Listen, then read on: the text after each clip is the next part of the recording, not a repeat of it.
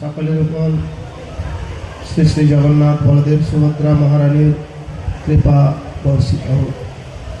তা আমরা শাস্ত্র থেকে জানতে পারি যে এই মনুষ্য জীবন অত্যন্ত দুর্লভ, অর্থপূর্ণ কিন্তু ক্ষণস্থায়ী। অর্থপূর্ণ, দুর্লভ, ক্ষণস্থায়ী মনুষ্য জীবনকে যথার্থ সদ উপযোগ করে এই দুর্দশাকৃষ্ট সমস্যা সংকুল জগৎ থেকে নিস্তার লাভ করার উপায়স্বরূপ ভগবান এই প্রকৃতিতে যে ব্যবস্থাপনা এবং নির্দেশাবলী দিয়েছেন তার প্রণীত সেই আইন হচ্ছে প্রকৃত ধর্ম আচরণ। শাস্ত্রে বলা হয়েছে আহার নিদ্রা ভয় মৈথুনঞ্চ সামান্য মেতদ পশুভি নরান ধর্ম হি তেসাং অধিক বিশেষ ধর্মেন হীনা পশুভি সমান। অর্থাৎ খাওয়া, ঘুমানো, বংশ বিস্তার করা, ভয় থেকে আত্মরক্ষা, এই বিচারধারায় মানুষ এবং পশু পাখির মধ্যে কোনো পার্থক্য নেই, সবাই এই কার্যগুলো করে। ধর্ম একটা অধিক বিষয় বা বৈশিষ্ট্য যা মানুষকে তার মনুষ্যত্ব বিকাশ তথা পশু পাখি থেকে পৃথক করে। আর এই ধর্মহীন মানুষ পশুর সমান। তো সেই ক্ষেত্রে এই ধর্মটা প্রকৃত পক্ষে কি সকলেই কম বেশি জানেন যে প্রত্যেক ব্যক্তি বা বস্তুর একটা নিজস্ব সহজাত বৈশিষ্ট্য বা বৃত্তি আছে যেটাকে তার ধর্ম বলা হয়। যেরকম জলের তরলতা, নিচু দিকে যাওয়ার প্রবণতা, এটা হচ্ছে জলের ধর্ম বা বৈশিষ্ট্য। আগুনের তাপ এবং আলো, এটা হচ্ছে তার ধর্ম বা বৈশিষ্ট্য। তাহলে এই সজীব প্রাণী অন্যান্য প্রাণীদের মধ্যে শুধু খাওয়া, বংশ বিস্তার করা, আত্মরক্ষা, এটা তারা পালন করার জন্য তাদের যে বৈশিষ্ট্যগুলো দেওয়া হয়েছে সেটাই তাদের আচরণ বা ধর্ম। কিন্তু এই উন্নত জীব মানুষ, তাদের পক্ষে সেটা কীরকম প্রযোজ্য হবে না, আসলে প্রকৃত পক্ষে নিজেকে প্রথমত জানতে হবে যে প্রকৃতপক্ষে আমি কে। এবং শাস্ত্রের পরিভাষায় আমাদের জীবনী সত্তাকে আত্মা নামে অভিহিত করা হয়। যখন আমরা বলি এই শরীর আমার শরীর, এই মাথা আমার মাথা, এই হাত আমার হাত, তার মানে আমি হাত, আমি মাথা, আমি শরীর, এটা আমার। তাহলে আমিটাকে, আমি এই শরীর, হাত, মাথার প্রকৃত মালিক বা মূল সত্তা, যার ফলে আমাদের লক্ষণস্বরূপ জীবন রয়েছে, চেতনা রয়েছে। তো সেই প্রকৃত সত্তাটা হচ্ছে আত্মা। আর এই আত্মা হচ্ছে পরমাত্মা রূপে যিনি সর্বব্যাপকভাবে প্রতিটি অণু পরমাণু জীবের মধ্যে রয়েছেন ভগবান, সেই পরমাত্মার অংশ। তাই এই অংশ হচ্ছে জীবাত্মা, আর পরমাত্মা ভগবান হচ্ছে পূর্ণ। জীবাত্মা হচ্ছে ক্ষুদ্র, আর পরমাত্মা বা ভগবান হচ্ছেন বৃহৎ বা বিভু, আর জীবাত্মা হচ্ছে অণু। ভগবান হচ্ছেন পূর্ণ অংশ, বিভু অণু, আর ভগবান হচ্ছেন সকলের প্রভু বা আদি পিতা, আর সমস্ত জীবাত্মা হচ্ছে তার সেবক বা সন্তান। তাই এই জীব সত্তার প্রকৃত আচরণ বা ধর্ম হচ্ছে যে যেহেতু সে সেবক, তাই সেবকের অর্থাৎ প্রভুর সেবা করা। অংশের কাজ হচ্ছে পূর্ণের সেবা করা। তো সেই সেবা প্রবৃত্তিটা আমরা সংস্পর্শজনিত বা সঙ্গদোষে অনেকটা বিস্মৃত হয়েছি, তারপরে করছি। যাদের মন অত্যন্ত সংকুচিত, তারা নিজের সেবা করছে কমপক্ষে। তারপরে আরেকটু উদাহরণ হলে পরিবারের পরিজনের সেবা করছে, আরেকটু হলে সমাজ সেবা, দেশের সেবা করছে। এইভাবে বিশ্ব মানুষ এভাবে যত সংকীর্ণ থেকে উদারভাবে, তখন সে নিজেকে বৃহত্তর সেবায় নিয়োজিত করার জন্যে নিজে অত্যন্ত সম্মান, আধিপত্য, অনেক কিছু লাভ করার আশাই করছে। কিন্তু প্রকৃতপক্ষে যতক্ষণ না আমরা সেই প্রকৃত মালিক, সব কিছুর পরম নিয়ন্তা, পরমেশ্বর ভগবানের শরণাগত হচ্ছি, ততক্ষণ পর্যন্ত আমাদের এই সমস্ত কিছু থেকে মুক্তি নাই। তখন জীবের প্রকৃত স্বরূপটা প্রকাশিত হবে, যে জীবের স্বরূপ হয় কৃষ্ণের নিত্য দাস। তখন আমাদের প্রকৃত মুক্তি, তা না হলে মুক্তি নেই। তো সেইটা জন্যই ভগবান আমাদের নানাদি প্রকারের আয়োজন করে রেখেছেন যে আয়োজনের মাধ্যমে আমরা অবলীলাক্রমে ভগবানকে লাভ করতে পারি। তাই ভগবান যুগে যুগে এসেছেন। যখন এই আচার আচরণ নির্দেশনা বা সুনিয়ন্ত্রিতভাবে ভগবানের নির্দেশ পালন করা হয় না, তখন জগতে অশান্তি ও বিশৃঙ্খলা দেখা যায়। যেটা এখন আমরা খেয়াল খুশির মতো যখনই জীবনযাপন করতে চাই, তখনই একটা বিড়ম্বনা এসে যায় স্বাভাবিকভাবে। তাই ভগবান বলেন এই সমস্ত ছেড়ে, গীতায় উপদেশ দিলেন, চূড়ান্ত উপদেশ, যে সব ছেড়ে আমার শরণাগত হয়, আমি তোমাকে সব পাপ থেকে মুক্ত করবো, দুশ্চিন্তার কোনো কারণ নেই। সর্বধর্মান পরিত্যাজ্য মাম একং শরণং ব্রজ অহং ত্বং সর্ব পাপেভ্য মোক্ষয়স্য মাসুত। কিন্তু ভগবান বললে কি হবে? আমরা শুনছি না, আমরা সেই আহ্বানে সাড়া দিয়ে সব ছেড়ে শরণাগত হয়ে যাওয়ার জন্য প্রস্তুত নই। তাই সেই প্রস্তুতিটা দরকার। যেরকম আপনি যখন কোনো কার্যে যাবেন, তার পূর্ব একটা প্রস্তুতি থাকে। সেই কাজের যোগ্যতা অর্জন করতে হয়, তারপরে সেগুলো যাওয়ার যাবতীয় বন্দোবস্ত করতে হয়, তারপরে সব কিছু কনফার্ম হলে তারপরে আপনি সেখানে রওনা দেন। এবং যদি সব কিছু ঠিকঠাক থাকে তাহলে লক্ষ্যে পৌঁছাতে পারবেন। মাঝপথে আবার যদি বিড়ম্বনা হয়ে যায় তাহলে হয়তো লক্ষ্যে পৌঁছানো গেল না। ঠিক অনুরূপভাবে ভগবানের শরণাগত হলে আমরা লক্ষ্যে পৌঁছাতে পারবো। কিন্তু আমরা চাই না, আমরা কারণ আধিপত্য অনুগত হতে চাই না, সবাই স্বাধীনভাবে বাঁচতে চাই, পৃথকভাবে ভোগ করতে চাই। কিন্তু যেহেতু ভগবান হচ্ছেন সব কিছুর মালিক, পরম ভোক্তা, তাই তাকে বাদ দিয়ে এই পৃথকভাবে ভোগ করতে গিয়ে আমরা দুর্ভোগের সম্মুখীন হই। আনন্দ করতে গিয়ে শেষে হতাশা আর সুখ দুঃখ তো আসছেই জীবনে, আর যাচ্ছে, এই গমনাগমন চলছে। তাই শরণাগত হতে গেলে তার পূর্ব, ঠিক আছে শরণাগত হতে পারছে না, তাহলে তার পূর্বে ভগবান কি বললেন? যে আমার চিন্তা করো, ভক্ত হও, পূজা করো, প্রণাম করো, তাহলে শরণাগতের পথে যেতে পারবে। মনমনা ভব মদ ভক্ত মজ্জা আজি মাং নমস্কুরু মাং অবশেষ সত্যমতে প্রতি জানে প্রিয়। এই যে ভক্ত হওয়া বা ভগবানের শরণাগত হওয়ার মাধ্যমে ধর্ম পালন করে চরমে ভগবানকে লাভ করা, সেই পন্থাটা বিভিন্ন যুগে যুগ ধর্ম অনুসারে নির্ধারিত হয়েছে। সত্যযুগে ভগবান দেখেছেন এই মনুষ্য লোকের আয়ু ছিল 1 লক্ষ বছর, হাজার হাজার বছর তপস্যা করে ভগবানকে পাওয়া যেত। ত্রেতা যুগে যজ্ঞ আদি করে 10,000 বছর আয়ু নিয়ে বেঁচে থাকতে পারত। দাপর যুগে 1000 বছর আয়ু, আর এই কলি যুগে 100 বছর। তাও অল্প আয়ু মন্দভাগ্য রোগ শোকে উপদ্রুত হওয়ার কারণে খুব কম লোকে 100 বছর পর্যন্ত বাঁচে। তার আগেই দেহত্যাগ করতে, অর্থাৎ এই জগতে সব কিছু ছেড়ে দিতে বাধ্য হয়। এই হচ্ছে অবস্থা। তো সেই জন্যে ভগবান জীবকে তারপরেও তার প্রতি যেহেতু করুণা প্রবণ, তো অনেকে মনে করতে পারে যে এই যে দুঃখ যন্ত্রণা কাতর অবস্থা ভগবান কেন দিয়েছেন? তিনি তো সকলের প্রতি সমদর্শী, করুণার মূর্ত বিগ্রহ, তাহলে তিনি আমাদেরকে এত দুঃখের মধ্যে ফেলে রেখেছেন কেন? তিনি তো সর্বশক্তিমান, আমাদেরকে তো এখান থেকে উঠিয়ে নিয়ে যেতে পারে, এত ঝামেলার মধ্যে থাকতে হচ্ছে। কিন্তু ভগবানের আমাদের কাছে কিছু চাওয়া পাওয়ার নেই। তিনি স্বয়ং সম্পূর্ণ আত্মারাম এবং নিজের থেকে আনন্দ উপভোগ করতে পারেন। আমরা আনন্দ করতে গেলে কারো সাহায্য নিতে হয়, কারোর সঙ্গে আদান প্রদানের মাধ্যমে বা কারো সাহচর্যে আমরা আনন্দ লাভ করি। একা একা আনন্দ লাভ করা যায় না, যত ভালো কিছু থাকুক না। কিন্তু ভগবান সব কিছু পারেন, নিজেকে বিস্তার করতে পারেন, নিজেকে সংকোচন করতে পারেন। তিনি অনর অনিয়াম মহত মহিয়ান, তো এইভাবে পারেন। তো আমাদের কাছে তাহলে তার কি চাওয়া পাওয়ার ইচ্ছা না? আমরা যেহেতু বহির্মুখ হয়ে পৃথকভাবে ভোগ করতে চেয়েছি, যেরকম আইন লঙ্ঘন করলে দেশে স্বাধীন নাগরিক হিসেবে আপনি বেঁচে থাকতে পারেন ততক্ষণই, যতক্ষণ আপনি আইনসম্মতভাবে আচরণ করবেন, অন্যের কোনো ক্ষতি করবেন না, স্বাভাবিক নিয়মে। কিন্তু যদি আপনি অন্যকে উদ্বেগ দেন, উৎপীড়ন করেন, আইন মানেন না, তখন আপনি স্বাধীন দেশের স্বাধীন নাগরিক হলেও আপনাকে জেলখানায় থাকতে হবে, পরাধীন থাকতে হবে, স্বাধীনতা উপভোগ করতে পারবেন না। ঠিক সেরকম বিশ্বব্রহ্মাণ্ডে ভগবানের নির্দেশনা বা প্রকৃতির আইন অমান্য করলে আমাদেরকেও এই জগতে আষ্টে পৃষ্ঠে বন্ধনগ্রস্ত অবস্থায় সংসাররূপ দুঃখ ভোগ করতে হবে। কারো রেহাই নেই। কাল পূর্ণ হলে প্রত্যেকে যেমন কর্ম করবে তেমন ফল, এটা ভগবান নির্ধারণ করে রেখেছেন। সে ভালো লোক হোক খারাপ লোক হোক, প্রত্যেকেই। যেমন আপনি চাকরি করবেন, চরিত্র ভালো হোক আর খারাপ হোক, চাকরি করলে বেতন পাবেন, ঠিক সেই রকম সব কিছু তাই।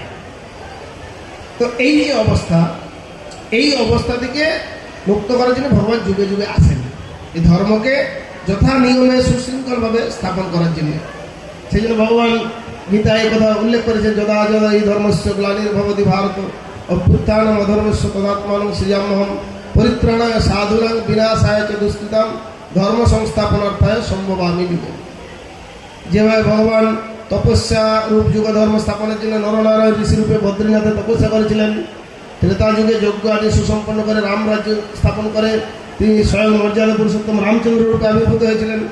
আর দাপরে তিনি স্বয়ং লীলা পুরুষোত্তম শ্রীকৃষ্ণ তিনি মথুরায় অবতীর্ণ হয়ে ব্রজভূমি বৃন্দাবনে লীলাবিলাস করে দ্বারকায় ঐশ্বর্যমণ্ডিত ধাম স্থাপন করে সেখানে পূজা অর্চনার মহা আড়ম্বর এবং সাধু বৈষ্ণব সেবা তথা ভগবানের আরাধনার চরম পরাকাষ্ঠা প্রদর্শন করেছেন। আর এই কলিযুগে অল্প আয়ু মন্দভাগ্য মানুষের দ্বারা এই এত দান যজ্ঞ তপস্যা এক প্রকার অসম্ভব। তাই তাদের জন্য সহজ সাধ্য একটা পন্থা পদ্ধতি প্রদান করলেন। কি সেই পন্থা? না শুধুমাত্র অনাচার পরিত্যাগ করে ভগবানের দিব্য নাম যুক্ত যে মন্ত্র মহামন্ত্র হরে কৃষ্ণ কৃষ্ণ কৃষ্ণ হরে হরে হরে রাম রাম রাম হরে হরে, এই মহামন্ত্র। এই জন্য কলিযুগে ভগবান আসলেন আজ থেকে 536 বছর পূর্বে এই বঙ্গভূমির নবদ্বীপ মণ্ডলে অবতীর্ণ হয়ে যে সংকীর্তনের ভবিষ্যৎবাণী করা হয়েছিল সেটাকে বিশেষভাবে এস্টাবলিশ করার জন্য, স্থাপন করার জন্য মহাপ্রভু গৌরাঙ্গ মহাপ্রভু তিনি আসলেন। কৃষ্ণবর্ণ তিসা কৃষ্ণ সঙ্গ পঙ্গস্ত্র পার্শ্বদম যজ্ঞই সংকীর্তনই প্রায়ই যজন্তি সুমেধা। যারা সুমেধা সম্পন্ন বুদ্ধিমান মানুষ তারা কি করবেন? এই যে কৃষ্ণ তিনি যে ভক্ত রূপে আসলেন গৌরাঙ্গ মহাপ্রভু রূপে, সংকীর্তন যজ্ঞ পার্শ্বদ অস্ত্র শস্ত্র নিয়ে সংকীর্তন রূপ অস্ত্র নিয়ে, তো বুদ্ধিমানরা সেই সংকীর্তন যজ্ঞের দ্বারা তারা আরাধনা করবে। এবং সংকীর্তন যজ্ঞের দ্বারা আরাধনা করতে গিয়ে অন্নগত প্রাণ মানুষ কি করে বাঁচবে? সবসময় খাওয়া দাওয়া না থাকলে বাঁচবে না। তো ভগবান সাক্ষাৎ এই কলিকালে অবতার নেই, কলিকালে নাম রূপে কৃষ্ণ অবতার। তাহলে কি হবে না, ভগবান তিনি জীবের এই দুর্দশার কথা জেনে তিনি এই যুগে যেহেতু সাক্ষাৎ অবতার নেই, তাই তিনি অর্চা বিগ্রহ অর্থাৎ দারু ব্রহ্মরূপে এই শ্রীক্ষেত্র জগন্নাথ পুরী ধামে প্রকাশিত হলেন, যাকে প্রতিনিয়ত ভোগ্য সামগ্রী 24 ঘন্টা জগন্নাথকে ভোগ নিবেদন করা যায়। অন্য রূপে ভগবানকে বিশেষ নিয়মে বিধি সহকারে নির্ধারিত সময়ে শুধুমাত্র ভোগ নিবেদন করা যায়, কিন্তু জগন্নাথকে রাত 12টার সময় ভোগ নিবেদন করা যাবে, কোনো বাধা নেই।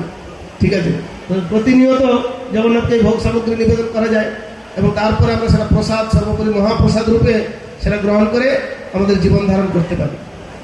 এই খাদ্য খাদকের মধ্যে একটা সম্পর্ক আছে। মানুষ তো উন্নত জীব, তাই তারা সব পশু পাখি সবার খাবারে ভাগ বসায়, কিন্তু প্রকৃতির নিয়ম অনুসারে শাস্ত্র সিদ্ধান্ত হচ্ছে জীব জীবস্ব জীবনম, এক জীব এক জীবের খাদ্য। এরকম পোকাকে ব্যাঙ খায়, ব্যাঙকে সাপ খায়, সাপকে ময়ূর খায়, ময়ূরকে বাঘ খায়। এইভাবে খাদ্য খাদ্য সম্পর্কে প্রকৃতির একটা ভারসাম্য রক্ষা হয়। কিন্তু মানুষ কি করছে? তাদের এই বুদ্ধিমত্তা, নিয়ন্ত্রণ ক্ষমতা, দক্ষতা এটার অপব্যবহার করে, মিসইউজ করে তারা সমস্ত পশু পাখির খাবারে তাদের আধিপত্যে ভাগ বসায়। যেরকম জঙ্গল মহলে জঙ্গল সাফাই করে দিচ্ছে, তাহলে বাঘ ভালুকেরা যাবে কোথায়? তাদের বাসস্থান সংকুচিত হয়ে যাচ্ছে। দেখা গেল সেই বাঘ ভালুকগুলোই এই মানুষের কবলে নিহত হয়ে তারা পরবর্তীতে মানুষ হয়ে তারা নিজেরা খাওয়া খাওয়াই করছে। অর্থাৎ চেতনার এরকম বিকৃতি হয়ে যাচ্ছে, যার ফলে এরকম দুর্দশা হচ্ছে। এই সমস্ত সংকট মোচনের জন্যে মহাবদান্য অবতার পতিত পাবন মহাপ্রভু তিনি আসলেন। আর নাচো গাও ভক্ত সঙ্গে কর সংকীর্তন, এই আনন্দ উল্লাস সহকারে এই আশাহত মানুষকে আশার সঞ্চার করলেন যে তারা এই জীবনেও আনন্দ উল্লাস সহকারে ভগবানের আরাধনা করবে, আর যখন পদার্থ হবে ভগবানের প্রসাদ গ্রহণ করে নিজের জীবনী সত্তাকে পবিত্র করবে। আমাদের আহার্য মানুষের মতো গ্রহণ করা উচিত। আর সেই মানুষের মতো আহার্যটা যখন ভগবানকে নিবেদন করা হবে, শুদ্ধ সাত্বিক দ্রব্য যখন প্রসাদ রূপে সেটা গ্রহণ করা হবে, তখন সেটা পাপ শূন্য, যার ফলে সেটা গ্রহণ করার ফলে আমাদের জীবন অত্যন্ত পবিত্র হয়ে যাবে আর শুদ্ধ সত্তা নিয়ে ভগবানকে স্মরণ করা সহজ হবে। তো মহাপ্রভু তো এই বাংলায় নবদ্বীপে যে সংকীর্তনের সূচনা করলেন, সেখানে তার মহা ঐশ্বর্য প্রদর্শন করলেন। সর্বোপরি তার শক্তি, তার প্রভাবে সকলে সংকীর্তন আন্দোলনে যোগদান করল। কিন্তু আরও বৃহত্তর কিছু স্মার্ত তথাকথিত ব্রাহ্মণ যারা বেদ আদিতে পারদর্শী, তারা মনে করলো এই নাচ ধেই করে নাচ কীর্তন করে এটা ভাবুকের কাজ। এখনো কিছু তথাকথিত পণ্ডিতেরা সে কথা বলে থাকে। আসলে ভগবান তিনি সৃষ্টির আদিতে এই বেদ বা শ্রুতি প্রদান করেছেন, যেখানে জীবনের সমস্ত রহস্য সূত্র আকারে নির্ধারিত রয়েছে, যেটা সকলের বোধগম্য হওয়া সম্ভব নয় যথাযথ নিয়মে যদি শিক্ষা গ্রহণ না করে।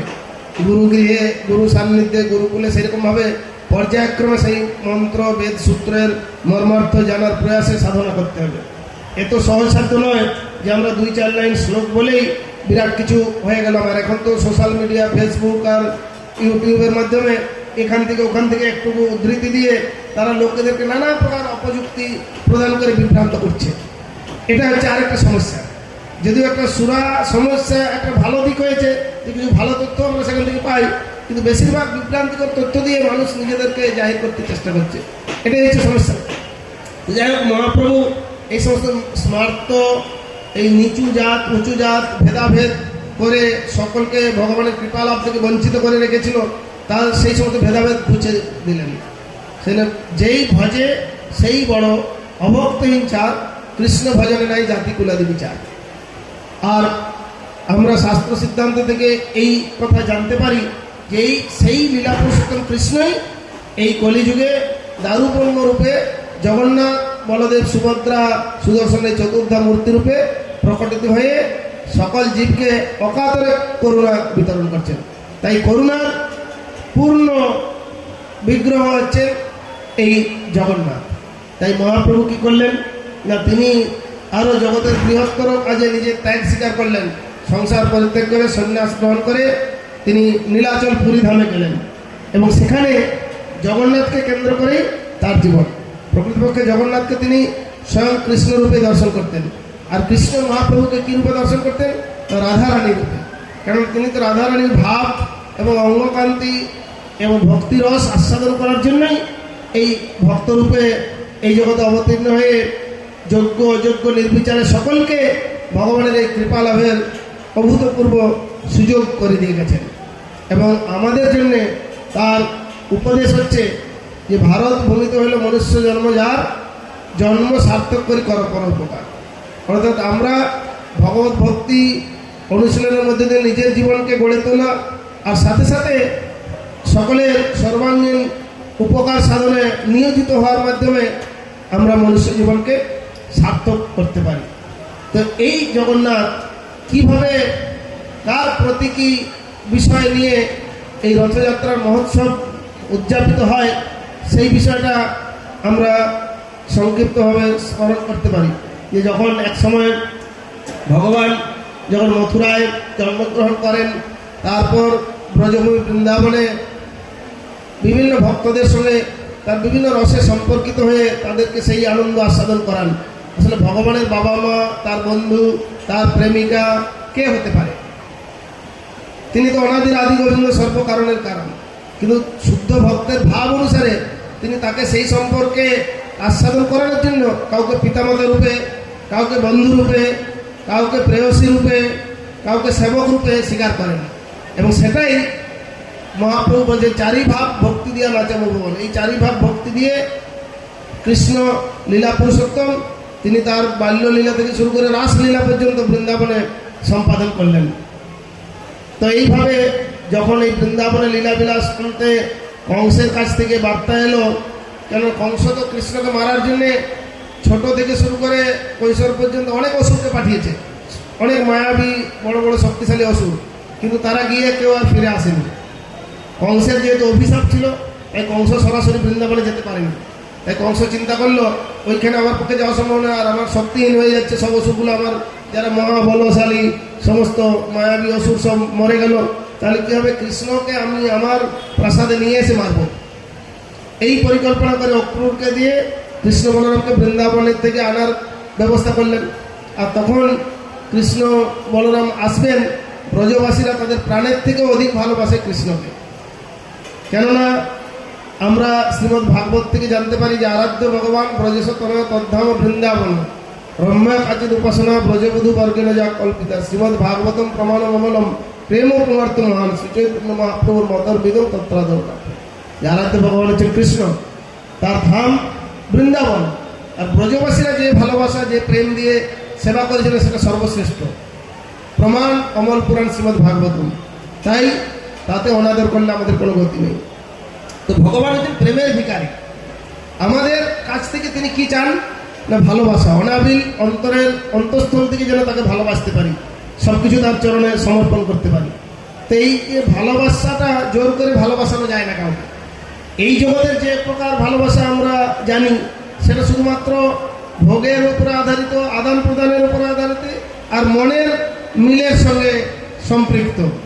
যখনই মনোমালিন্য হয়ে যাবে, যখনই আদান প্রদানের ঘাটতি হবে, যখনই আর কেউ কাউকে ভোগের মতো বস্তুগুলো মানে বুড়ো হয়ে যাবে বা যৌবন ক্ষমতা নষ্ট হয়ে যাবে, তখন এই ভালোবাসা কর্পূরের মতো উড়ে যায়।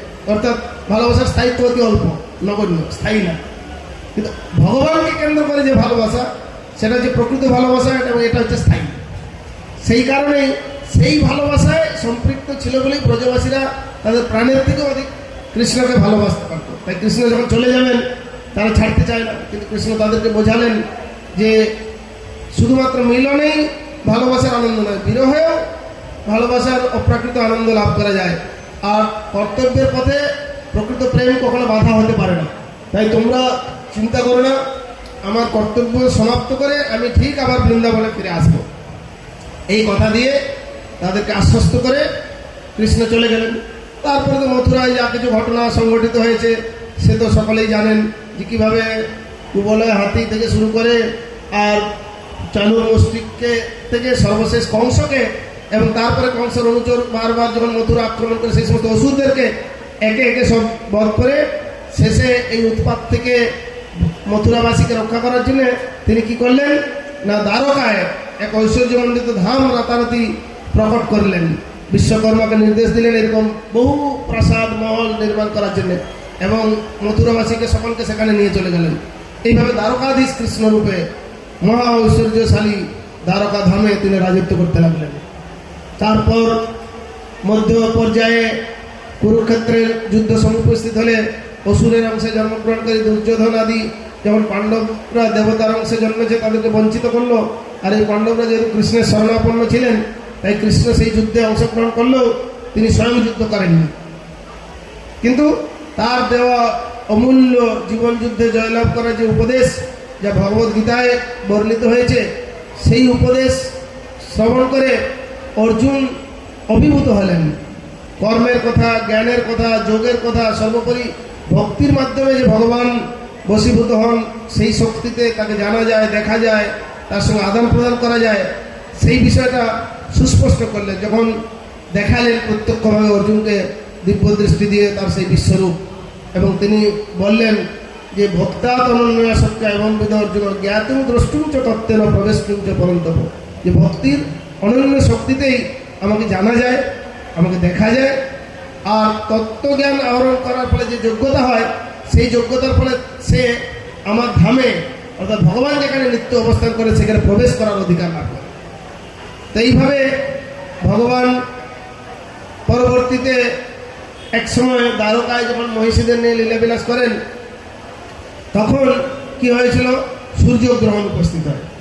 তো ভারতের বৈদিক সংস্কৃতিতে চিরন্তন প্রথা অনুসারে এই সূর্যগ্রহণের সময় কুরুক্ষেত্র, যা পূর্বে সামন্ত পঞ্চক তীর্থ নামে প্রসিদ্ধ ছিল, সেখানে এক বিখ্যাত পাবন সরোবর আছে যার নাম হচ্ছে ব্রহ্ম সরোবর। সেই ব্রহ্ম সরোবরে সকলে পুণ্য স্নানের জন্য যান। সেখানে স্নান করলে ওই সূর্যগ্রহণের সময় সমস্ত পাপ থেকে মুক্ত হবে, সাথে সাথে শত অশ্বমেধ যজ্ঞের ফল প্রাপ্ত হবে। তো সেই জন্য পুণ্যার্থীরা সকলেই পবিত্র পুণ্য স্নানের জন্য কুরুক্ষেত্রে যান। ঠিক ইতিমধ্যে এই বৃন্দাবন থেকে কৃষ্ণের যাওয়া, এই দ্বারকায় রাজত্ব করা, কুরুক্ষেত্রের যুদ্ধ সমাপন, এই সমস্ত করতে করতে 100 বছর অতিক্রান্ত হয়ে গেছে। সেই যুগে মানুষের আয়ু ছিল 1000 বছর। তো 100 বছর অতিক্রান্ত হয়েছে। এই 100 বছর কৃষ্ণ বিরহে ব্রজবাসী অর্থাৎ বৃন্দাবনের অধিবাসীরা তারা মৃত প্রায়, যে কৃষ্ণ তো আমাদেরকে কথা দিয়েছিল, এখনো বৃন্দাবনে আসলো না। তো যাই হোক, এই সূর্যগ্রহণ উপলক্ষে কৃষ্ণ এবং রাধারানী, ললিতা, বিশাখা আদি অনেক ব্রজবাসী, বৃন্দাবনবাসী তারা সকলেই এই কুরুক্ষেত্রে গিয়েছেন ব্রহ্ম সরোবরে সূর্যগ্রহণ উপলক্ষে স্নান করার জন্য। আর ওদিক থেকে কৃষ্ণ দ্বারকা থেকে, দ্বারকার অধিবাসীরা সৈন্য সামন্ত সব নিয়ে ওখানে এসেছেন। আর ব্রজবাসীরা তো এখন তো কৃষ্ণ নেই বৃন্দাবনে, এখন রাধারানী আর অন্যান্য বৃন্দাবনের বাসীরা, অধিবাসীরা তারা সকলে গিয়েছেন। তো তারপরে তারা পুণ্য স্নান সমাপন করে যখন ফিরবেন তখন সংবাদ পেলেন যে আরে দ্বারকা থেকে কৃষ্ণ এই কুরুক্ষেত্রে এসেছেন। তখন তাদের মন উৎকণ্ঠিত, ব্যাকুলিত হয়ে উঠল।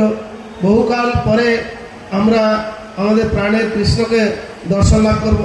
তখন তারা ছুটে গেল, রাধারানী, ললিতা, বিশাখা আদি সখীরা, অন্যান্যরা সকলে যখন ছুটে গেছে, তারা দেখল আরে কৃষ্ণ মাথায় রাজমুকুট, পরনে অত্যন্ত ঝলমলে অলঙ্কার সমন্বিত বেশভূষা, হাতে তো বাঁশি নেই, ধনুর্বাণ, অস্ত্রশস্ত্র আছে, চারদিকে অনেক সৈন্য সামন্ত।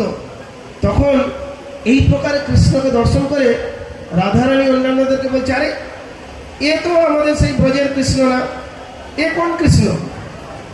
এ কৃষ্ণে আমাদের সেই বনমালায় বিভূষিত, মাথায় ময়ূরের পুচ্ছ, হাতে মোহনবাসী, আর যিনি বৃন্দাবনের বনে বনে গোচারণ করে কত না লীলারঙ্গ করেছেন, সেই কৃষ্ণ এই কৃষ্ণ না। এ তো রাজাধিরাজ আর সৈন্য সামন্ত, কোলাহল, এত কিছু। তখন তাদের মনে একটা অভিলাষ হলো, আমরা কৃষ্ণকে আর এই রাজবেশে দ্বারকায় ফিরে যেতে দেব না, আমরা কৃষ্ণকে এই বৃন্দাবনে নিয়ে আসব। তো তারা তৎক্ষণাৎ সমস্ত সখীরা, রাধারানী আর অন্যান্য সকলে অত্যন্ত তীব্র গতিতে দৌড়ে কৃষ্ণের নিকটবর্তী হয়েছে। কৃষ্ণ দ্বারকায় ফেরার উদ্যোগ নিচ্ছিলেন, কিন্তু তখন তারা আটকে দিয়েছে।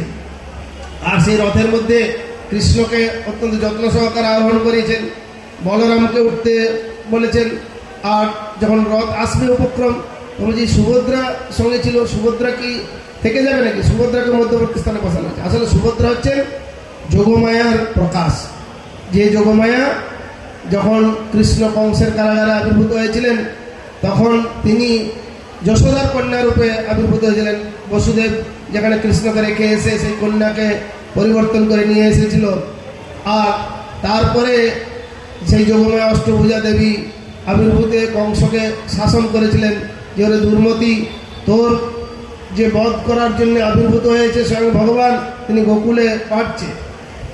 তো সেই যোগমায়ার সন্ধিনী শক্তি স্বরূপা কৃষ্ণ বলরামকে যেন মধ্যবর্তী স্থানে অবস্থিত হয়ে এই সুভদ্রা দেবী বিরাজ করছেন। তো তখন অত্যন্ত আকুলভাবে তারা এই কৃষ্ণ বলরাম এবং সুভদ্রাকে নিয়ে বৃন্দাবনের উদ্দেশ্যে আসছেন। আর তখন তাদের মনের মধ্যে একটু এই এতদিন বিরহ, ব্যথা, দুঃখের পরে এখন তাদের মনে যেন একটু আশার সঞ্চার হয়েছে যে বৃন্দাবনে গিয়ে আমরা এই কৃষ্ণকে আরাধনা করব।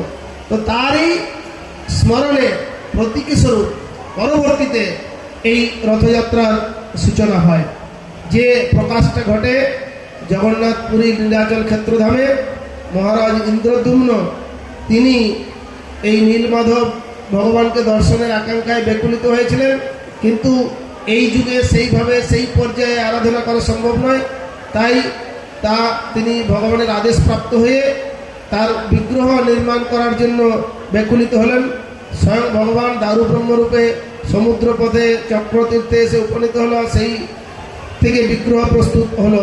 কিন্তু তিনি অত্যন্ত দুঃখিত হলেন, বিগ্রহ অসম্পূর্ণ অবস্থাতেই যিনি প্রস্তুত করছিলেন তিনি অন্তর্হিত হয়েছেন। তো তিনি চিন্তা করলেন যে ভগবানের এই কি অদ্ভুত রূপ। আসলে ভগবানের এই যে হস্তপদহীন বিস্ফারিত গোল গোল চক্ষু সকলের প্রতি দৃষ্টিপাত করছেন, এটা হচ্ছে করুণার, রাধা বিরহ বিধুরা কৃষ্ণের একটা মূর্তিমন্ত একটা বিশেষ রূপ। এই রূপে পূর্ণ করুণা প্রত্যেকের উপরে প্রদর্শিত হচ্ছে, যে কারণে আমাদের দেখবেন প্রত্যেক মানুষের মধ্যে সামান্য বিন্দুমাত্র প্রত্যেকের মধ্যে করুণা আছে। এই করুণাটা অনেক সময় অসৎ সঙ্গের প্রভাবে আচ্ছাদিত হয়ে যায়। চোখের কোনায় যে লাল অংশটা সেটা করুণার প্রতীক। তো ভগবানের দেখেন চোখের চারদিকে লাল, তার মানে পূর্ণরূপে ভগবানের করুণা রয়েছে। তো এই হচ্ছে ভগবানের একটা বিশেষত্ব এই জগন্নাথ রূপে। তো যাই হোক, সেই ইন্দ্রদ্যুম্ন মহারাজকে আদেশ প্রদান করেছিলেন, সেইভাবেই তৎকালীন সময় থেকে যুগ যুগ ধরে এই রথযাত্রা উদযাপিত হয়ে আসছে। তো সেই যে কুরুক্ষেত্র থেকে বৃন্দাবনে, তো বৃন্দাবনে তো এসেছে সখীরা নিয়ে, তারা কৃষ্ণ আরাধনা ব্যাপৃত আনন্দ উল্লাস করছে। এদিকে কৃষ্ণ যে দ্বারকায় ফিরে যাচ্ছে না, দ্বারকায় রুক্মিণী সত্যভামা আদি তারা অত্যন্ত চিন্তিত হয়েছেন যে কী ব্যাপার, কৃষ্ণ যেই গেল কুরুক্ষেত্রে আর তো দ্বারকায় ফিরল না। তখন রুক্মিণী দেবী হচ্ছেন সাক্ষাৎ মহালক্ষ্মী, তিনি মহালক্ষ্মীর পর তিনি অত্যন্ত ক্রোধান্বিত হলেন। যেরকম গতকাল সেই ক্রোধের বহিঃপ্রকাশ স্বরূপ একটা লীলা, জগন্নাথের লীলা তো সংযুক্ত হয়েছে, এটা হেরা পঞ্চমী, যে ওই লক্ষ্মী দেবী ক্রোধান্বিত হয়ে এসে রথের চাকা ভেঙে দিয়ে চলে যান, এইরকম কিছু একটা বিষয় সংগঠিত হয়েছে, এটাও একটা মহত্ব আছে। তো যাই হোক, সেই মহালক্ষ্মী দেবী ক্রোধান্বিত হয়ে তিনি সৈন্য সামন্ত ডেকে আর সেনাপতিকে নির্দেশ দিলেন। যখন তিনি জানতে পারলেন আরে ওই ব্রজের বৃন্দাবনের সামান্য গোয়ালবালা ওই গ্রামবাসীরা তারা মিলে আর কৃষ্ণ বলরামকে অপহরণ করে নিয়ে চলে গেছে, কৃষ্ণ বলরাম কিডন্যাপ হয়ে গেছে, অতএব এদের এত বড় দুঃসাহস যে ওরা কৃষ্ণ বলরামকে নিয়ে চলে যায়, তোমরা ওই ব্রজ বৃন্দাবনকে অবরোধ করো আর ওদের সবাইকে অ্যারেস্ট করো, বন্দি করো। তারপরে উপযুক্ত শাস্তি দেওয়ার ফলে ওরা বুঝতে পারবে যে এই কৃষ্ণ বলরামকে নিয়ে যাওয়ার কতটা দুর্গতি ভোগ করতে হয়। তো তৎক্ষণাৎ রুক্মিণী দেবীর আদেশে আর সৈন্য সামন্ত নিয়ে সব বৃন্দাবন অবরোধ করা হয়েছে আর সকলকে গৃহবন্দী করে রাখা হয়েছে। তারপরে রুক্মিণী দেবী এটা তাদের আবেদনে একটা বিচার সভা বসেছে যে বিচার করা হবে, ওরা সত্যিই কী ধরনের অপরাধী সেই প্রকারে শাস্তি দেওয়া হবে। তো বিচার সভা যেখানে শুরু হয়েছে সেখানে এক পক্ষে দ্বারকাবাসীদের পক্ষে ওকালতি করার জন্যে নারদ মুনিকে নিয়োজিত করা হয়েছে, যে দ্বারকাবাসীর হয়ে কথা বলবে নারদ মুনি, আর বৃন্দাবনের অধিবাসীদের হয়ে কে কথা বলবে না ললিতা দেবীকে ঠিক করা হয়েছে যে ললিতা দেবী বৃন্দাবনের অধিবাসীদের হয়ে কথা বলবে। তো বাদানুবাদ চলছে, অনেক প্রকারে তর্ক বিতর্ক, যুক্তি পাল্টা যুক্তি, তথ্য প্রমাণ সব প্রস্তুত করা হচ্ছে। তো এত কিছু বিষয় হয়ে যাওয়ার পরে যে বৃন্দাবন শ্রেষ্ঠ না দ্বারকা শ্রেষ্ঠ, তো দ্বারকাতে ঐশ্বর্যমণ্ডিত ধাম, কোনো কিছুর অভাব নাই, সমস্ত প্রকারে সমৃদ্ধ। তখন ললিতা দেবী বলতে শুরু করলেন যে আরে এই বৃন্দাবন কি কম নাকি, আসলে বৃন্দাবনে যা আছে সারা বিশ্ব ব্রহ্মাণ্ডে তা নেই। কি না, বৃন্দাবনের বৃক্ষগুলো হচ্ছে কল্পবৃক্ষ, তার নিচে গিয়ে যে যা চাইবে তাই পাবে। গাভীগুলো হচ্ছে সুরভি গাভী, প্রতিনিয়ত অমৃত বর্ষণ করছে অমৃত দুগ্ধ দ্বারা। আর বৃন্দাবনের ধূলিকণা হচ্ছে চিন্তামণি, চিন্তামণি মানে চিন্তা মাত্র সেই বিষয়ে প্রাপ্তি ঘটবে। স্বয়ং ব্রহ্মসংহিতায় ভগবানের বন্দনা করতে গিয়ে বলেছেন চিন্তামণি প্রকর সগ্ন সুকল্প বৃক্ষ লক্ষ্মাবৃতেষু সুরভীরভিপালয়ন্তম লক্ষ্মী সহস্র শতসম্ভ্রম সেব্যমানম গোবিন্দমাদি পুরুষম তমহং ভজন। তো এইভাবে, তো তারপরেও তাহলে এত এরা গরিব কেন? ভক্তরা এরকম সাধারণ জীবনযাপন করে, গোচারণ কৃষিকাজ করে জীবিকা নির্বাহ করতে হয়। আসলে কৃষি গোরক্ষা বাণিজ্য না, এর দ্বারাই আমাদের জীবন ধারণ, সরল জীবন, উন্নত চিন্তা নিয়ে বাঁচার কথা।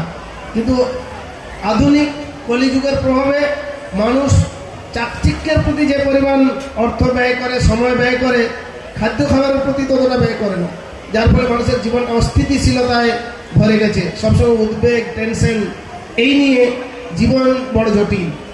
সেই জন্য প্রভুপাদ বলেছেন যারা কৃষ্ণ ভক্ত তারা যেন উচ্চ বিচার চিন্তাধারা নিয়ে এবং সরল জীবনযাপন করে ভগবানের আরাধনায় ব্যাপৃত থাকে, তাহলে তাদের জীবন সার্থক সফল হবে।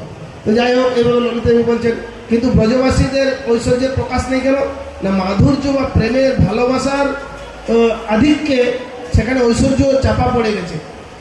আর যেহেতু বৃন্দাবনের অধিবাসীরা তারা এত ঐশ্বর্য ধন সম্পদ চায় না, তারা শুধু কৃষ্ণকেই চায়। কৃষ্ণ থাকলে তো সব কিছু, যাকে প্রাপ্ত হলে আর কিছু চাওয়া পাওয়ার থাকে না। সফল জন্ম তার কৃষ্ণ দর্শন যার হইয়াছে ভাগ্যে তোমার বিকশিয়া হিরণয়ন করি কৃষ্ণ দর্শন ছাড়ো জীব চিত্তের বিকার। সেই প্রকারে অনুভবযোগ্য স্বয়ং ভগবানের যে দর্শন, কিন্তু ভগবানের এই যে অর্চা বিগ্রহ দারুপঙ্গ রূপে আমাদের সামনে প্রকটিত হয়েছে, আমরা কি জড় দৃষ্টিতে প্রকৃত স্বরূপ ভগবানকে দর্শন করতে পারি না? আমরা তার সম্মুখে তার প্রার্থনা ক্ষেত্রে সাধু সঙ্গে সমাগত হই কেন না, তার নয়ন পথের প্রতীক হতে পারলে, তার কৃপা দৃষ্টি আমাদের উপরে বর্ষিত হলে আমাদের জীবন ধন্য হবে।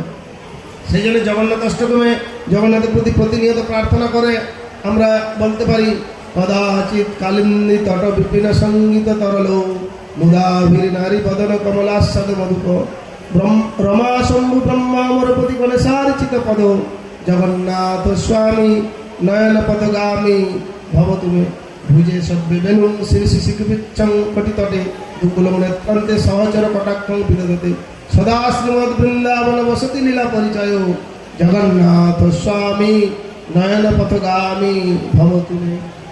তো এইভাবে প্রার্থনা করা হচ্ছে। তো পরিশেষে এটা সত্য প্রতিপন্ন হলো যে ব্রজবাসীরা তাদের প্রেমের টানে স্বতঃস্ফূর্তভাবে কৃষ্ণ তাদের ডাকে সাড়া দিয়ে বৃন্দাবনে তারা অপহরণ করেনি। আর বৃন্দাবনের মহিমা কথা তখন রুক্মিণী দেবী অনুভব করতে পারলেন যে এই দ্বারকায় কৃষ্ণ থাকলেও তিনি সবসময় প্রতিনিয়ত সেই গাভী কুলের কথা, সেই গোপদের কথা, সেই গোপীদের কথা, সর্বোপরি রাধারানীর কথা চিন্তা করে তিনি যেন সবসময় উদ্বিগ্ন, তাদের মোহে আচ্ছন্ন থাকেন, রন্ধনও করেন সময় সময়। অর্থাৎ তার দেহটা দ্বারকায় থাকলেও তার মনটা আছে বৃন্দাবনে পড়ে। তো এইভাবে পরিশেষে সকলকে মুক্ত করে দেওয়া হলো। আর রুক্মিণী দেবী ক্ষমা প্রার্থনা করলেন। তখন প্রতিষ্ঠিত হলো যে কিছুকাল বৃন্দাবনে সেবা পূজা গ্রহণ করে পুনরায় কৃষ্ণ দ্বারকায় ফিরে যাবেন। সেই তারই দ্যোতক বা প্রতীক সেই লীলাকে স্মরণ করে আমরা ভগবানের মহাকৃপা লাভ করার জন্য এই রথযাত্রা যেন ঠিক সেই দ্বারকা থেকে বৃন্দাবন যাত্রা, অর্থাৎ এই যে গুন্ডিচা অস্থায়ী প্রাঙ্গণ করা হয়েছে, এটা অভিন্ন বৃন্দাবন। কেন এই যে কুরুক্ষেত্র থেকে বৃন্দাবনে নিয়ে গেল, সেটা আসলে বৃন্দাবনে সরাসরি বৃন্দাবনে নিয়ে যেতে পারেনি। মাঝপথে ভগবানের ইচ্ছা একটা নব বৃন্দাবন প্রকাশিত হয়েছিল, সেইখানে অনুরূপ বৃন্দাবন। তাই গুন্ডিচা হচ্ছে বৃন্দাবনের অনুরূপ বৃন্দাবন। সেই ক্ষেত্রে নীলাচল হচ্ছে ঐশ্বর্যমণ্ডিত দ্বারকা ধাম, আর এই গুন্ডিচা হচ্ছে বৃন্দাবন ধাম। তাই এই যাত্রাকে অনেক সময় গুন্ডিচা যাত্রা বলা হয়ে থাকে। আর ভগবান জগন্নাথ যখন এই দারু ব্রহ্ম বিগ্রহ রূপে প্রকটিত হয়েছিলেন, তখন ইন্দ্রদম্ন মহারাজকে বর প্রদান করতে চেয়েছিলেন যে তুমি বর প্রার্থনা করো, তোমার সেবায় আমি অত্যন্ত সন্তুষ্ট। তখন ইন্দ্রদম্ন মহারাজ বলেছিলেন যে আপনি দয়া করে আমার কোনো সন্তান সন্ততি দেবেন না। এটা অদ্ভুত ব্যাপার। তখন গুন্ডিচা রানী তিনি অত্যন্ত ব্যথিত হলেন। মায়ের মন সন্তানের আশায় আকুল হয়ে থাকে। তো তখন জগন্নাথ তাকে আশ্বস্ত করলেন মা এবং মাসি সম পর্যায়ে সম্মানভুক্ত, তাই আমি তোমাকে এই মায়ের সমান মর্যাদা দিলাম এবং প্রতি ক্ষেপে তোমার আলোয় অর্থাৎ তোমার নামে এই স্থান বিশেষভাবে মহিমান্বিত হবে। অর্থাৎ গুন্ডিচা দেবীর নামে এই গুন্ডিচা মন্দির, যা হচ্ছে বৃন্দাবন থেকে অভিন্ন, এবং ভক্তরা সেই আকুল প্রেমে তার আরাধনা করেন। তাই রথযাত্রা তথা মূল মন্দিরে জগন্নাথকে দর্শন করার যা ফল, এই অস্থায়ী গুন্ডিচা মন্দির দর্শন করে সেখানে আসীন জগন্নাথকে দর্শন করে তার কোটিগুণ ফল হয়, এরকমভাবে বর্ণনা করা আছে।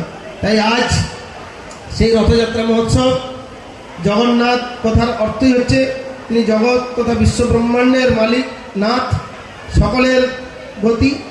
তাই সেই জগন্নাথ করুণা পরবশ হয়ে সকলকে কৃপা করার জন্য তিনি এইভাবে তার লীলা প্রকাশ করেছেন।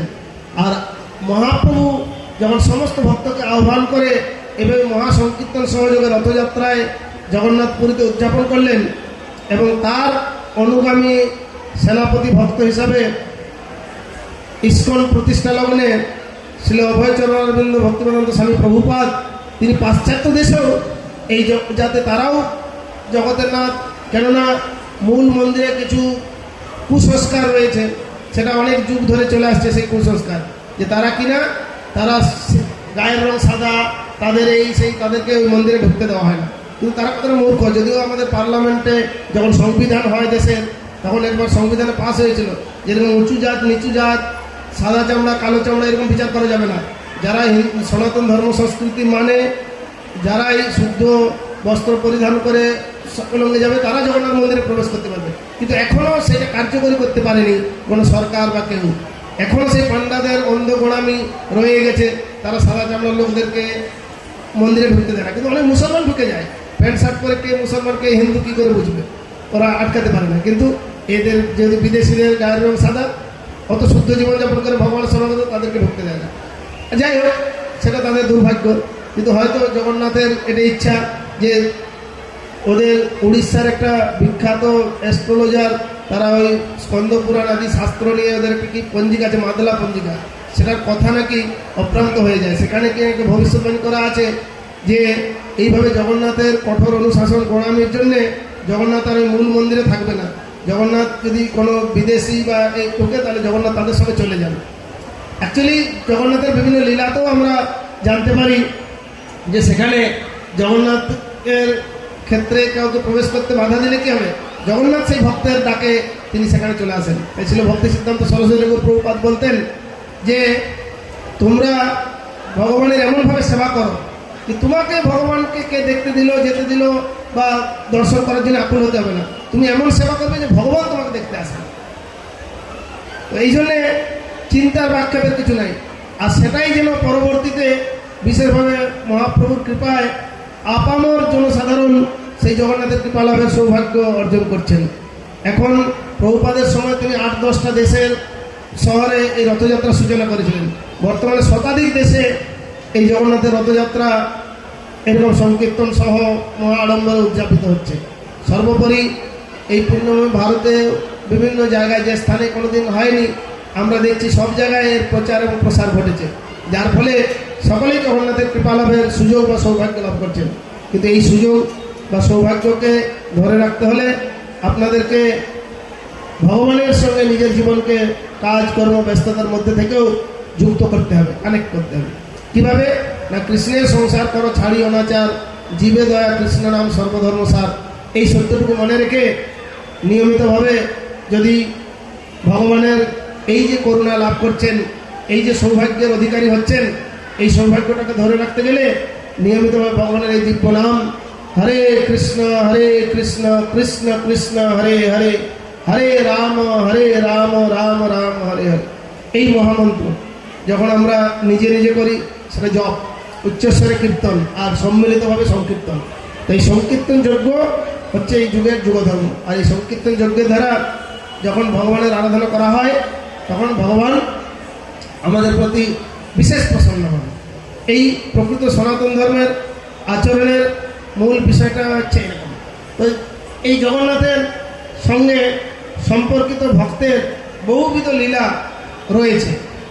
আপনারা এখানে আছে আমাদের শ্রীমৎ ভক্তি পুরুষোত্তম স্বামী মহারাজ কতগুলো গ্রন্থ সংকলন করেছেন, শ্রী জগন্নাথ, শ্রীক্ষেত্র মহিমা, শ্রীক্ষেত্র পরিক্রমা, রথযাত্রা রহস্য, এই সমস্ত গ্রন্থগুলো সংগ্রহ করলে এই সম্পর্কিত ভক্তের এবং ভগবানের লীলা সম্পর্কিত বিভিন্ন বিষয় কাহিনী আপনারা সেখান থেকে জানতে পারবেন।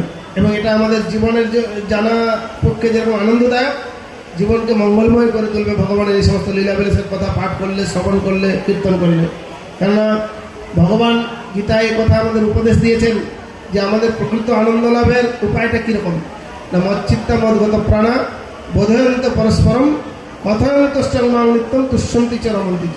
যে আমার ভক্তরা যখন মিলিত হবেন তারা আমার রূপ গুণ লীলা মহিমা কীর্তন করে আমার কথা পরস্পরকে বুঝিয়ে পরম সন্তোষ অপ্রাকৃত আনন্দ লাভ করবেন। অর্থাৎ আমাদের প্রকৃত স্থায়ী আনন্দ লাভের উপায়টাই হচ্ছে ভগবানের রূপ গুণ লীলা মহিমা কীর্তন করে তার কথা পরস্পরকে বুঝিয়ে শ্রবণ করে আমরা যেন আনন্দ লাভ করতে পারি। এইভাবে জগন্নাথের বহুবিধ লীলা সংগঠিত হয়েছে। তো ভগবান জগন্নাথ তিনি হচ্ছেন ভক্তের অধীন, ভগবান তার প্রেমী ভক্তের অধীন হয়ে যান, তিনি ভাবগ্রাহী জনার্দন। আর কিছু আড়ম্বরিতা না থাক, কিন্তু যদি অন্তরের অন্তঃস্থল থেকে সামান্যতম কিছু ভগবানের প্রতি নিবেদন করা হয় তাহলে ভগবান তার সেই ভক্তের ভক্তিপ্রদ উপহার গ্রহণ করেন। গীতায় এই উপদেশেও আমরা জানতে পারি যে পত্র পুষ্পং ফলং জমে ভক্তা প্রযচ্ছতি তদুপভক্ত উপরেতম অস্নামী প্রযত আত্মনা, যে আমার ভক্ত যদি আমাকে একটু পাতা, ফুল, জল, দ্রব্যাদি অর্পণ করে তার আমি ভক্তিপ্রদ উপহার গ্রহণ করি। অর্থাৎ প্রীতিটুকু হচ্ছে মূল বিষয়, যে ভাব ভগবান গ্রহণ করে সেই ভক্তের প্রতি তিনি প্রসন্ন হন, এটা হচ্ছে বিষয় স্বাভাবিকভাবে। তো এইরকম জগন্নাথের সঙ্গে বহুবিধ লীলা ভগবানের রয়েছে। যেরকম একবার ওই জগন্নাথ ক্ষেত্রে যে গজপতি রাজা ছিলেন, তিনি অত্যন্ত কঠোর অনুশাসন করেছিলেন যে জগন্নাথের সেবা পূজা, যেরকম এখন কিছু দল বেরিয়েছে তারা বলছে আমাদের কথা মতো সবাইকে জগন্নাথের রথযাত্রা পূজা সেবা এটা করতে হবে। কিন্তু জগন্নাথের লীলা থেকে আমরা জানতে পারি এক সময় কী হয়েছে, এরকম গজপতি রাজা, তো তার গুরুদেব ছিলেন স্বয়ং রামানুজাচার্য। রামানুজাচার্য শ্রী সম্প্রদায়ের অন্যতম আচার্য, মহাপ্রভু স্বীকৃতি দিয়েছেন এই 4 সম্প্রদায় আচার্যের থেকে আমরা মন্ত্র গ্রহণ করলে ভগবানের কৃপা লাভ করতে পারবো। তো একবার শ্রীক্ষেত্র পুরীধামে গুরুদেব রামানুজাচার্য ছিলেন সেই রাজার গুরু, রাজা তাকে গুরুরূপে বরণ করেছেন, অর্থাৎ তার উপদেশ সকলে মান্যতা দিয়ে চলত। তো সেই গজপতি রাজা, তার গুরুদেব হচ্ছে রামানুজাচার্য, তিনি পুরীধামে এসেছেন। তো পুরীধামে এসে দেখলো তার পূজা সেবার পরিপাটি ঠিক মতো নাই, কেননা রামানুজাচার্য হচ্ছেন দক্ষিণ ভারতের শ্রীরঙ্গমে এখনও দেখবেন তারা যজ্ঞ, পূজা অর্চনা, বিধি নিয়ম, বৈদিক মন্ত্রপাঠ, বেদ মন্ত্র উচ্চারণ, সুনিয়ন্ত্রিত নিয়মে যথাসময়ে সঠিকভাবে ভগবানের অষ্টকালীন সেবা পূজা এগুলো তারা সংগঠিত করে। তো যখন রামানুজাচার্য এসেছেন তার দেখছে এই ভগবান কী রকমের, যখন তখন ভোগ নিবেদন করে, তারপরে এই জল দেয়, আতন দেয়, এভাবে কখনো কাঁধে কাপড় পরিয়ে দেয়, কখনো খুলে নেয়, এইরকম পূজা সেবা চলছে। কখন যে কী করে, কখন মঙ্গল আরতি করে, কখন কী করে, কোনো ঠিক ঠিকানা নাই পুরীধামে। তখন এই সমস্ত দেখে রাজাকে একদিন ডেকে বললেন, তখন তো রাজার কথাই সর্বোত্তম হতো, রাজার নিয়ন্ত্রণেই সব কিছু চলতো তৎকালীন সময়। তো রাজাকে গুরুদেব ডেকেছেন, তো রামানুজ বলছেন যে তোমার এই সেবক পূজারী পান্ডারা এরা ঠিকমতো জগন্নাথের সেবা পূজার নিয়মকানুন জানে, তো এক কাজ করো, ওদেরকে আমার ট্রেনিং দিতে হবে, ওদেরকে কিছু প্রশিক্ষণ দিয়ে আমি বিধি নিয়ম মন্ত্র উচ্চারণ পদ্ধতি, পূজা সেবার পদ্ধতি, ভোগ নিবেদনের সুচারুরূপে পন্থা পদ্ধতি এগুলো আমি শিখাবো, ট্রেনিং দেবো। তো তারপরে যথাবিহিত নিয়মে ভগবান হচ্ছেন স্বয়ং পরমব্রহ্ম, তার পূজা অর্চনা এইভাবে করা দরকার। তখন রাজা সমস্ত পূজারী পান্ডাদেরকে খবর দিলেন যে আমার গুরুদেব বলেছেন তিনি তোমাদেরকে পূজা সেবার সব বিধি নিয়ম শিখিয়ে দেবেন, সমস্ত নিয়ম কানুন কয়েকদিন ট্রেনিং দেবেন। তো যথারীতি রাজার আদেশে সব পূজারী, ব্রাহ্মণ, পান্ডারা সকলে এসে পূজা সেবার নিয়ম শিখতে লাগলো, মন্ত্রোচ্চারণ করতে লাগলো। বেশ কয়েকদিন ট্রেনিং দেওয়ার পরে রামানুজকে একটা শুভ দিনক্ষণ স্থির করলেন যে ওই দিন গুরুদেব এসে স্বয়ং এই যথা নিয়মে পূজা সেবার প্রচলন করবেন। আগে যা হয়েছে হয়েছে, এখন মন্দিরকে ভালো করে ধোয়া মোছা করো, পরিষ্কার করো, সাফাই করো, আর সুন্দর সাজসজ্জায় বিভূষিত করো। গুরুদেব এসে স্বয়ং মঙ্গল আরতি থেকে শুরু করে সমস্ত প্রকার সারাদিনব্যাপী শয়ন পর্যন্ত সেবা পূজার যথাবিহিত নিয়মে প্রচলন করবে। তো সমস্ত যারা ট্রেনিং নিয়েছিল সমস্ত পূজারীরা সব এসে উপস্থিত হয়েছেন, রাজা এসেছেন, বহু দর্শনার্থী লোকজন এসেছেন যে এখন থেকে নতুন নিয়মে জগন্নাথের সেবা পূজা হবে। তো সবাই অপেক্ষা করছেন গুরুদেব আসবেন, কিন্তু গুরুদেবের আর দেখা নাই, গুরুদেব আসছেন না। রামানুজকে যে খবর নেই, তখন রাজা লোকজন পাঠালো, কী ব্যাপার গুরুদেব কী হয়ে গেল, আসছে না কেন? তিনি না আসলে পূজা অনুষ্ঠান শুরু করা যাচ্ছে না।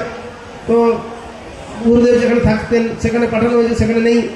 সর্বত্র সারা পুরী ক্ষেত্রের চতুর্দিক খোঁজাখুঁজি হলে লোক পাঠিয়ে দিয়েছে রাজা, কিন্তু গুরুদেবের আর দেখা নেই। কী হবে, পূজার সময় কি বন্ধ থাকবে? দ্বার খোলো, দ্বার খুলছে না জগন্নাথের। তো ইতিমধ্যে রাজা তখন আদেশ করলেন, ঠিক আছে কী আর করা যাবে, ভগবানের তো সেবা পূজা বন্ধ থাকতে পারে না, তোমরা এক কাজ করো, তোমরা যেমন নিয়ম জানো, যেমনভাবে পূজা সেবা করছো সেরকমভাবে চালাও, ও গুরুদেব আসুক আর না আসুক। তো এখন তৎকালীন সময় তো এই ছিল না যে মোবাইল ট্র্যাকিং করে জেনে নেবে কোথায় চলে গেছে, বা মোবাইলে ফোন করে জেনে নেওয়া যাবে, সেরকম না। তো পরে কয়েকদিন পরে সেই শ্রীরঙ্গম থেকে সংবাদ এলো যে গুরুদেব সেখানে। কী হলো, এরকম কেন হঠাৎ? গুরুদেব সব কিছু এত বড় প্রতিশ্রুতি দিয়ে, কথা দিয়ে এরকম করলেন, সেখান থেকে প্রকৃত সংবাদটা কি আসলো না, ঘটনাটা হচ্ছে এরকম যে যেদিন এইভাবে রামানুজাচার্য তিনি এই সেবা পূজা প্রচলন করবেন, তার পূর্ব রাত্রে তিনি শয়ন করেছেন। তখন জগন্নাথ তাকে স্বপ্নে দর্শন দিয়েছে যে আরে আমার সেবকরা, আমার ভক্তের সঙ্গে আমার যে সমস্ত লীলা হয়েছে সেই লীলাকে স্মরণ করে তারা সেই সেবা পূজা প্রচলন করেছে। তো সেই অনুসারে বেদ বিধি বিহিত কোনো মানে আমি এই দারু ব্রহ্মরূপে করুণার মূর্ত বিগ্রহ রূপে প্রকাশিত হয়েছি, এখানে ভক্তের নিবেদন গ্রহণ করতে আমি বাধ্য। তাই তুমি কোন এই সমস্ত যজ্ঞ আড়ম্বর বেদ মন্ত্র এই সমস্ত উচ্চারণ সহকারে আমার পূজা করবে না? ভক্ত যখন প্রাণের আকুলতায় আমাকে প্রার্থনা করে তখন তার ডাকে আমি সাড়া দিতে পারি না। তো তুমি এখানে তোমার ওই নিয়ম বিধি আড়ম্বর এই সমস্ত চলবে না, তুমি তোমার সেই শ্রীরঙ্গমে সেই সমস্ত আড়ম্বরিতা সেবা পূজার বিধি নিয়ম রাখো। তো তখন জগন্নাথদেব কী করেছেন? গরুড়কে আদেশ করেছেন, তুমি এক কাজ করো, এই রামানুজাচার্যকে তোমার ওনার যে আশ্রম সেই শ্রীরঙ্গমে সেখানে রেখে আসো। তো রামানুজাচার্য রাত্রে এই স্বপ্ন দেখেছেন, আর যখন ঘুম থেকে উঠছেন তখন দেখছে আমি আর পুরী ধামে নেই, আমি আছি শ্রীরঙ্গমে। তখন ভগবানের এই অপার মহিমা বুঝতে পারলেন। আর কি অবস্থা, অর্থাৎ এই জন্যে এই যারা অহংকার বা দাম্ভিকতা প্রদর্শন করবেন, এমনকি ভগবান তার ভক্তকে এইভাবে শাসন করেন। আসলে রামানুজাচার্য সাধারণ কেউ নন, তিনি একজন ভগবানের মহান শুদ্ধ ভক্ত, সম্প্রদায় আচার্য। কিন্তু তারপরেও ভগবান ভক্তবাৎসল্যতা হেতু এইরকম একটা লীলা করেছেন, যেখানে এই জগন্নাথের সেবা পূজার এত বাধ্যবাধকতা, উপবাস, ব্রত, নিয়ম, অষ্টকালীন সেবা এই সমস্ত ব্যাপারগুলো নেই। জগন্নাথের সেবা পূজা ভক্তের আবেগ, প্রেম, ভালোবাসা দিয়ে যেভাবে তারা তাদের সব কিছু নিবেদন করবেন, সেই নিবেদিত দ্রব্য প্রসাদ রূপে তারা গ্রহণ করে তাদের জীবনকে ধন্য করবেন। এরকম বহুবিধ লীলা, যেরকম একটা কাহিনী আছে, দাসিয়া বাউরি, সে নিচু জাত বলে তাকে মন্দিরে প্রবেশ করতে দেওয়া হয়নি। তো তখন সে এত বেশি ভগবানের প্রতি আকুল হয়েছেন যে তিনি দূর থেকে তিনি শুনেছিলেন যে জগন্নাথ মন্দিরের চূড়ায় যে নীলচক্র, তাকে দর্শন করলে জগন্নাথ দর্শনের সমফল হয়। তো তিনি সেইটাকে উদ্দেশ্য করে তিনি অনেক সুমিষ্ট আম নিয়ে এসেছিলেন ভগবানকে পূজা দেওয়ার জন্য। কিন্তু তিনি কী করলেন, তাকে তো ঢুকতেই দেওয়া হলো না মন্দিরে। তো তখন তিনি কী করলেন, সেখান থেকে আকুল আবেগে ভগবানকে নিবেদন করলেন। পরে লোকেরা আশ্চর্য হয়ে গেছে, যারা দেখছে যে উনি একটা আম করে দিচ্ছেন আর আমটাও চলে যাচ্ছে একদম অলৌকিকভাবে। এইরকম ঘটনা সংঘটিত হতে সমাজে। পরে পূজারী মন্দিরে দেখছেন যে আমের আটি আর চকলাগুলো পড়ে আছে। তো ভক্তবৎসল ভগবান আপাত দৃষ্টিতে কেউ মনে করতে পারে জগন্নাথের হাত নেই, কিন্তু আসলে এই দৃষ্টিতে আমরা জগন্নাথের চিন্ময় হস্তস্পর্শ লাভ করতে পারি না। জগন্নাথের হাত সব জায়গায় প্রসারিত, যে কোনো জায়গা থেকে জগন্নাথ সব কিছু তুলে নিতে পারেন, এই সর্বক্ষমতা তার মধ্যে রয়েছে। তাই এইভাবে ভগবান ভক্তের নিবেদন তিনি গ্রহণ করেন। এই অর্চা বিগ্রহ রূপে তার প্রার্থনার স্থানে ভক্তরা সম্মিলিতভাবে প্রার্থনা নিবেদন করে। অ্যাকচুয়ালি আমরা জন্মসূত্রে পিতামাতার নিকট ঋণী, কর্মসূত্রে দেশের নিকট ঋণী, জল, আলো, বায়ু সাপ্লাই করছেন যে সমস্ত দেবতারা নিয়োজিত আছেন তাদের নিকট ঋণী। কত ঋণ, এই ঋণ শোধ হবে না। কী করলে শোধ হবে না? আমাদের এই ঋণ যদি মুকুব করে দেন ভগবান, তাহলে আমরা এই জগৎ থেকে উদ্ধার লাভ করতে পারবো। যেরকম কৃষকেরা সরকারের কাছ থেকে লোন নিয়ে চাষ করেছে, এখন মড়ক লেগে কৃষিকাজ নষ্ট হয়ে গেল, তখন কি হবে না? তখন সবাই মিলে আবেদন করবে সরকারের কাছে যে আমরা লোন শোধ করার মতো শস্যই হয়নি, ফসল হয়নি। তখন সরকার লোক পাঠাবে ইন্সপেকশন করতে, পরিদর্শন করতে। দিয়ে সরকার চিন্তা করলো এইবারে কৃষি ঋণটা মুকুব করে দেওয়া হবে, তাহলে কৃষকরা বেঁচে গেল। ঠিক সেই রকম আমাদের জীবনের সমস্ত প্রকার ঋণ থেকে মুক্ত হতে গেলে আমরা যখন এইভাবে সম্মিলিতভাবে আকুলভাবে ভগবানের শরণাপন্ন হবে, তিনি তো সব কিছুর মালিক, তখন তিনি আমাদের এই আকুলতা দেখে তার প্রতিনিধি স্বরূপ ভক্ত গুরুদেব তাদের মাধ্যমে আমাদের আকুলতাটা একটু ইন্সপেকশন করতে, পরিদর্শন করতে পারবেন। যখন দেখবেন হ্যাঁ সত্যিই আমার কাছে শরণাগত, তখন আমাদের এই ঋণ থেকে তিনি অবলীলাক্রমে মুক্ত করে দেবেন। তাই সবসময় জানতে হবে, বুঝতে হবে যে ভগবান যাকে রক্ষা করেন তাকে কেউ মারতে পারে না, আর ভগবান যাকে মারতে চান দুষ্কৃতিকারীদের, তাকে তাদেরও কাল পূর্ণ হলে কেউ রক্ষা করতে পারবে না। এটা হচ্ছে ভগবানের নিত্য প্রতিশ্রুতি। তাই আমাদের শুধুমাত্র ধৈর্য ধরে শুভ সময়ের প্রতীক্ষা করতে হবে। সকলের জীবনে একটা অশুভ সময় আসে, একটা শুভ সময় আসে। ভক্তরা যখন ভগবানের শরণাপন্ন হবে, তাদের অশুভগুলো দূর হয়ে তাদের শুভ সময়ের জন্য প্রতীক্ষা করতে হবে। তখন এই অনন্য চিত্ত হলে ভগবান আমাদেরকে মৃত্যু সংসার সাগর থেকে তুলে নিয়ে যাবে। কারণ গীতায় ভগবান বলেছেন যে তেসামহং সমৃদ্ধতা মৃত্যু সংসার সাগরা ভবামিন চিরাৎ পার্থ মজ্জাবেশিত চেতসাম, যে আমাদের আবিষ্ট চিত্ত, আমাদের অনুরক্ত ভক্তদের আমি এই মৃত্যু সংসার সাগর থেকে নিজে এসে উদ্ধার করে নিয়ে যাই, তুলে নিয়ে যাই। আমরা একটা স্টুডেন্টদের গল্প বলতাম যে একবার কি হয়েছে, এই জঙ্গলে একটা গরু চড়ে বেড়াচ্ছে, ঘাস পাতা খেয়ে দল ছুট হয়ে গেছে। তো এখন হঠাৎ কি হয়েছে না, জঙ্গল থেকে একটা ভয়ঙ্কর বাঘ এই গরুটাকে আক্রমণ করেছে, তাড়া করেছে। গরুটা প্রাণ ভয়ে দৌড়াচ্ছে, বাঘও দৌড়াচ্ছে, গরু দৌড়াচ্ছে। তো এখন কি হয়েছে, দৌড়াতে দৌড়াতে একটা নিকটবর্তী আর পালানোর পথ না পেয়ে গরুটা সজোরে লাফ দিয়েছে একটা শুষ্ক প্রায় পুকুরের মধ্যে, মানে পুকুরে সামান্য জল ছিল আর কাদা পাকে ভর্তি। তো যখন লাফ দিয়েছে পড়ে গেছে, গরুটা আটকে গেছে কাদার মধ্যে, আর যত নড়াচড়া করে আরও আটকে যায়, আর পালাতে পারছে না। তখন তো জীবন একদম যায়। বাঘটাও গরুটার উপরে আক্রমণ করে সজোরে লাফ দিয়েছে, কিন্তু দুর্ভাগ্যবশত গরুটার মুখোমুখি 3-4 হাত দূরে বাঘটা পড়েছে কাদার মধ্যে, বাঘটাও আটকে গেছে, আর এগোতে পারছে না। ও রাগে গড়গড় করছে বাঘটা মনে মনে বলছে, আরে গরুটা তুই আমার শিকার, আর তুই আর লাফ দেওয়ার জায়গা পেলি না এই কাদার মধ্যে। আর তত বাঘটাও আটকে যাচ্ছে, যত ছটফট করে তত কাদার মধ্যে পাঁকের মধ্যে আটকে যায়।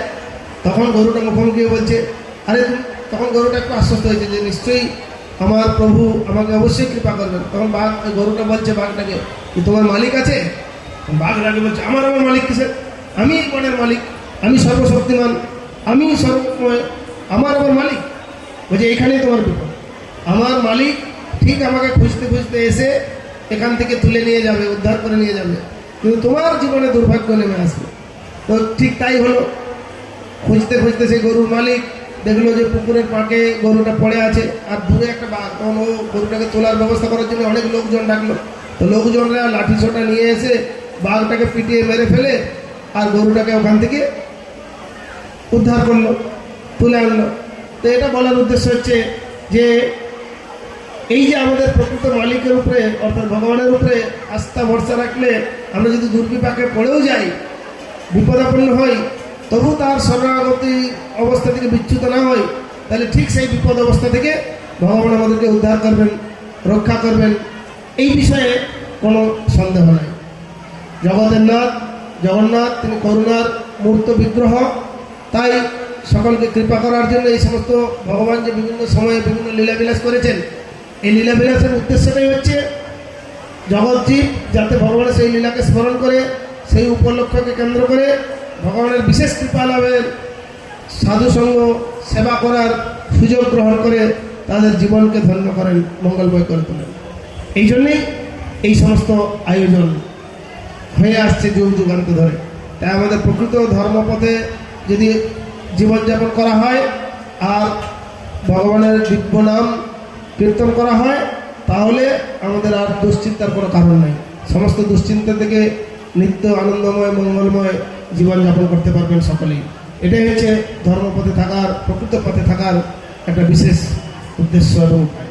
তো এইভাবে আমরা এই কয়েকদিন যাবৎ, আর 2 দিন হয়তো এখানে উৎসব অনুষ্ঠান হবে, তারপর পুনর্যাত্রায় ভগবানের উল্টা রথ অর্থাৎ পুনর্যাত্রা, মূল মন্দিরে প্রত্যাবর্তন ভগবানের। তো সেই বিষয়টা উদযাপন করার জন্যে আপনারা ওই দিনেও মহাসমরে আবার উল্লাস কীর্তন নৃত্য আদির মধ্যে দিয়ে ভগবানকে নিয়ে যাবেন এবং জগন্নাথের কৃপা লাভ করবেন, এই বিষয়ে কোনো সন্দেহ নেই। তো সকলের উপরে জগন্নাথ বলদেব সুভদ্রা মহারানীর কৃপা বর্ষিত হোক, এই প্রার্থনা। এবং এইভাবে এই ঝাড়গ্রাম অধিবাসী সমস্ত ভক্তরা সকলে এইভাবে এগিয়ে আসুন, সকলে ভগবানের নাম করুন। যে কোনো শুভ কর্ম অনুষ্ঠান, দেবতার পূজা, সব কিছুতে আদি মধ্য অন্তে হরি সর্বত্র গিয়তে, অর্থাৎ ভগবানের দিব্য নাম কীর্তন ছাড়া কোনো কিছু সম্পূর্ণ হয় না, সেগুলো অসম্পূর্ণ থেকে যায়। ভগবান পরমপূর্ণ, আর আমরাও যখন তার সঙ্গে যুক্ত হব তখন আমরা সেই পূর্ণতা অনুভব করতে পারবো, তা নাহলে আমাদের জীবন অপূর্ণই থেকে যাবে। তাই সেই উপনিষদে বলা হয়েছে ওম পূর্ণ পূর্ণমিদং পূর্ণাৎ পূর্ণমুদচ্যতে পূর্ণস্য পূর্ণমাদায় পূর্ণমেব অবশিষ্যতে। তাই সেই পূর্ণতা আস্বাদন করতে গেলে নিয়মিতভাবে এই যুগের যুগধর্মরূপ মহামন্ত্র হরে কৃষ্ণ কৃষ্ণ কৃষ্ণ হরে হরে, হরে রাম রাম রাম হরে হরে, এই মহামন্ত্র আপনারা সকলে নিয়মিতভাবে কীর্তন করবেন। ঠিক আছে, সময় অতি সংক্ষিপ্ত, পরবর্তীতে কিছু নৃত্যানুষ্ঠান কার্যক্রম রয়েছে, আমি আভাস পাচ্ছি। তো সেই জন্য আমাদের এই আলোচনা এই পর্যন্ত। সকলকে অশেষ ধন্যবাদ।